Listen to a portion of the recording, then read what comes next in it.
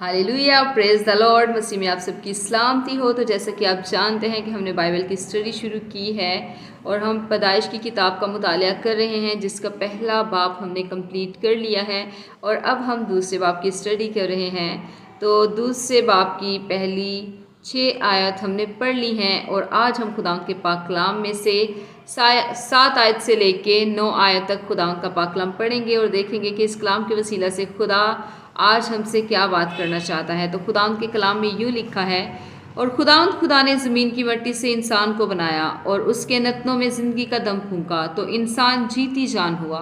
और खुदा ने मशरक़ की तरफ अदन में एक बाग लगाया और इंसान को जिसे उसने बनाया था वहाँ रखा। और खुदा ने हर दरख्त को जो देखने में खुशनुमा और खाने के लिए अच्छा था ज़मीन से उगाया, और बाग के बीच में हयात का दरख्त और नेको बद की पहचान का दरख्त भी लगाया। खुदा का पाक कलाम पढ़े जाने और सुनने पर